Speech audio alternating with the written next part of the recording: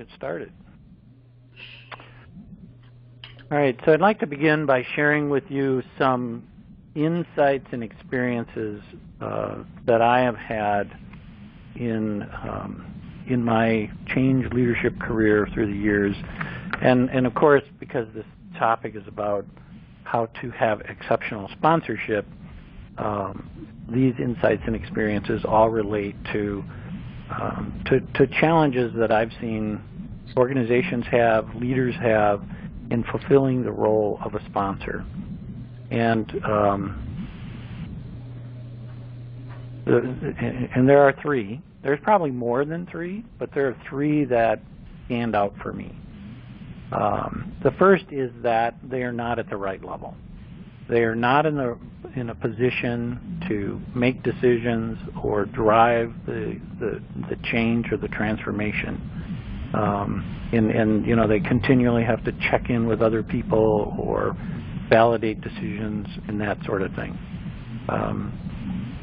I've actually been, one example that stands out for me in a project that I was involved in was where the organization installed a set of sponsors, but at a very low level, and they were not able to resolve differences between the different functions.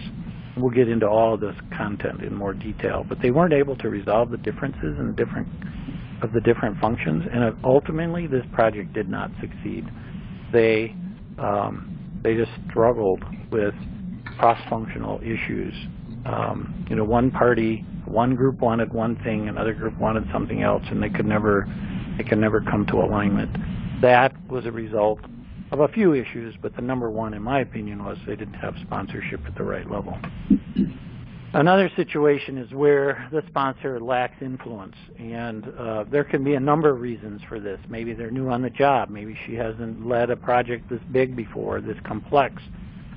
Or maybe they're just in the wrong organization. Again, another example of a project that I worked on where this situation occurred was where the sponsor for the change was actually in the department different than the organization that had to adopt the change. And so that leader had very little ability to influence, you know, the rank and file of the people that actually had to adopt the change. And so that's a specific example of what happens that causes a lack of influence. You know, you may not be at the right level, but in this particular case, you weren't even in the right organization. And the last one is that the sponsor lacks the authority around budget. And this one, I mean, this can have a range of symptoms, but generally what I see happening is that you know, if you are the sponsor and you don't have budget control, then you end up having to check every financial decision with somebody else, and all that does is slow down progress. That's kind of the best case scenario. The worst case scenario might be where you know, if you don't have budget control, then you can't approve various changes in the project, and people get disenchanted, and you know, you lose credibility. So those three things are what I see as typical, as the three typical issues with sponsorship. Curious of the group, and my question for you is, of these three, what have you seen, what have you experienced the most of these three, or anything else for that matter?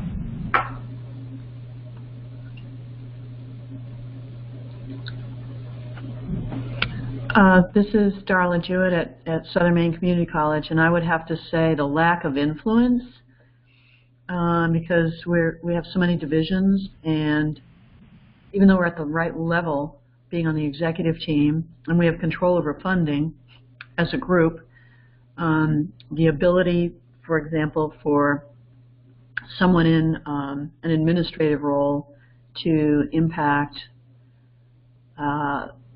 what's happening academically in the classroom. is difficult. And so we are having to make sure that we do a lot of communicating. We're changing curriculum in several courses right now. And it has wide and varied implications. So without that ability to influence, you're pretty much dead in the water. Right, exactly. And so the example you provided is somewhat similar to the one I provided, where the person that's trying to sponsor the change doesn't really have line authority over the people that need to adopt the change, right? Right. Yeah. Right. Yeah, exactly. Okay, good. That's a good example. That's a good example. Other thoughts from others?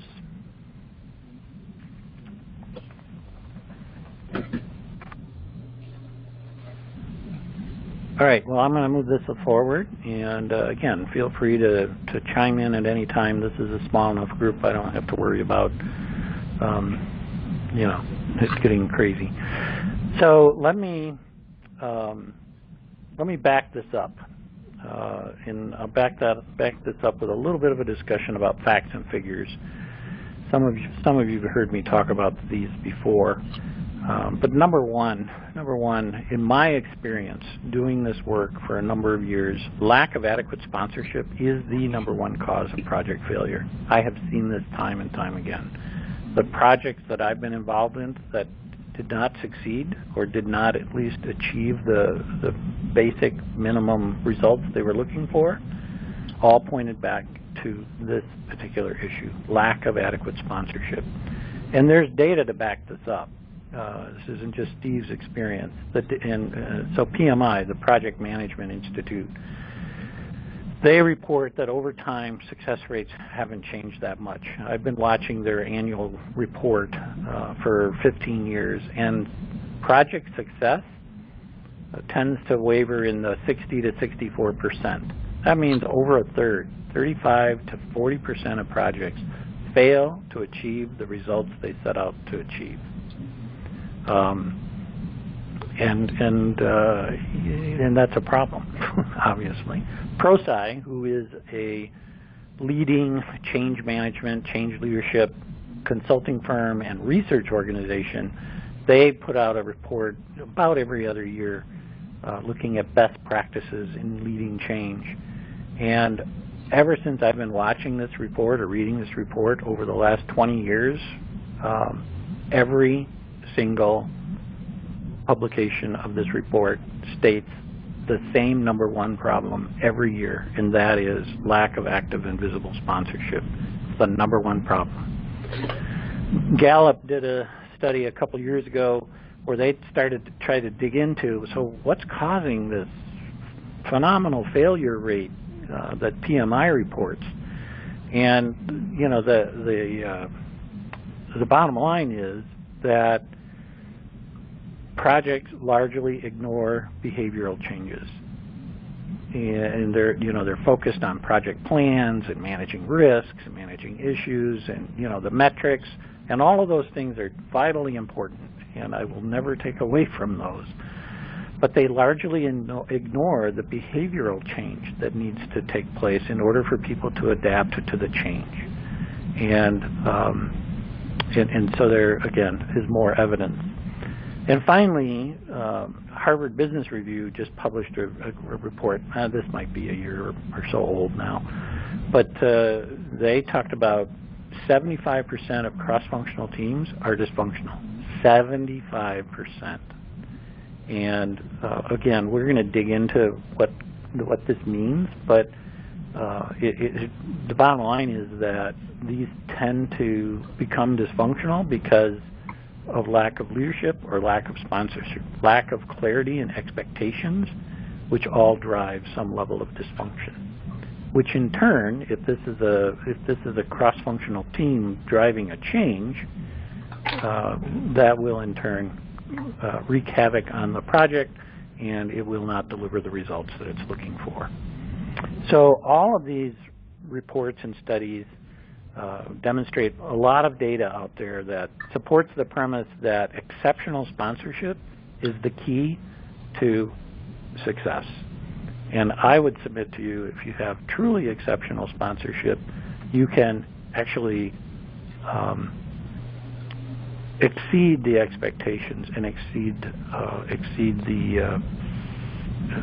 the measures of success that the project may have committed to. And I have an example of that where we had actually multiple examples of that, but one that sticks out is a project where we had phenomenal sponsorship. That person was involved daily in driving the change, and that project came in on time, under budget, and exceeded expectations. And I mean, I could go into a lot more detail about how it exceeded expectations, but the bottom line is they expected, level of performance at X, and they actually received level of performance X plus 5 or whatever. So very impressive. So all of this has led me to believe, or led me to create what I call the sponsored trifecta, and it's really about those 3 points we talked about at the beginning: having sufficient financial control over the budget, over budget decisions, having significant or at least adequate influence over the organization that is making the change, both those who are leading the change as well as those who are adopting the change. And then finally, being at the right level. Being at the right level to make decisions about scope, about requirements, about risks, mitigating risks, resolving issues, and doing that without having to quote, check in with other people. So let's take a look at each of these kind of 2 by 2, and maybe that'll trigger some more thoughts for you. The first is, okay, so if you have financial accountability and you have influence, but you're not at the right level, what I've seen happen is this thing I call cross-functional dysfunction. In drilling into that in a little bit more detail, what happens is that the organization has to grapple with conflicting priorities. What my vice president wants from me might be different than what your vice president wants from you. And that's because the leader of all of those people wasn't at a high enough level or at the right level to help mitigate some of the issues around those conflicting priorities, right? Another is misaligned requirements. So kind of related to the first bullet, my vice president might require this of me, your vice president might require something slightly different from you, and that's going to cause a conflict. And how do we resolve that conflict? So on the front end, if you don't have the sponsor at the right level, if you're the sponsor, you're not at the right level, going into it, the requirements are going to be misaligned. Coming out of it, it's going to be difficult to resolve that issue because, who's going to break the tie? And another symptom is lack of cooperation. People start sort of obfuscating, and they stop talking to each other because they can't get where they need to go. And then ultimately this ends up creating some level of political positioning, right? Because there is no, or because the leader is not at the right level, then other people sort of jockey for position, and they politicize what they want versus what might be best for the overall team. So those are what I see as symptoms of cross-functional dysfunction. The bottom line, the wrong things get done, or the right things don't get done. So a question for the group: have you seen this, and what does cross-functional dysfunction look like to you? Question for the group.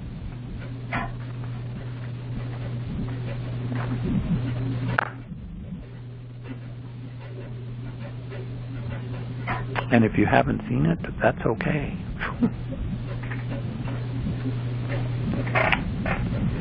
All right, I'm going to keep going. The next is when you have the right level of financial control, but and you're at the right level in the organization, but you don't have adequate influence.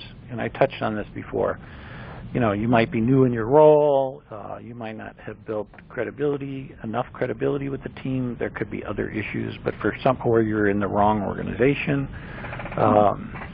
You know, the bottom line is that you don't have sufficient influence to move the folks along to help the organization affect that transformation or that change.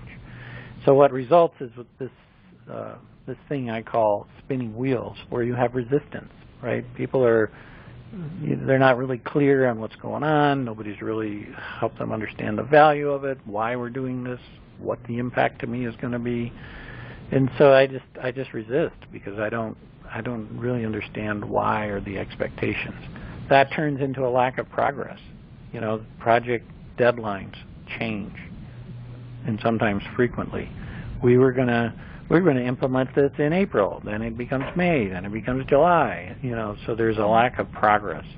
And then there's this thing I call deflection and defection, where folks just start deflecting. It's like, well, I kind of thought you wanted this, but I didn't really understand it, so I didn't do anything with it.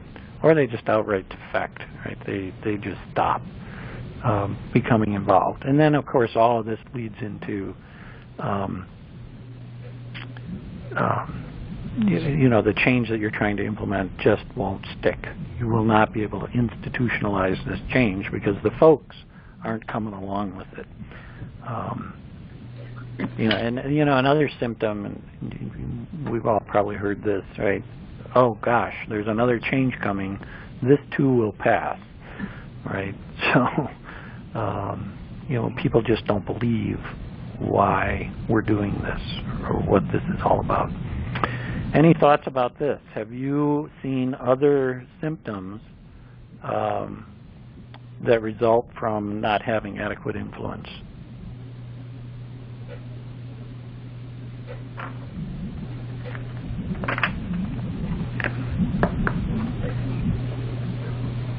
I see the resistance being an active resistance. It's not just passive, it's very active, and in fact can turn into a mutiny or an attempt at a mutiny.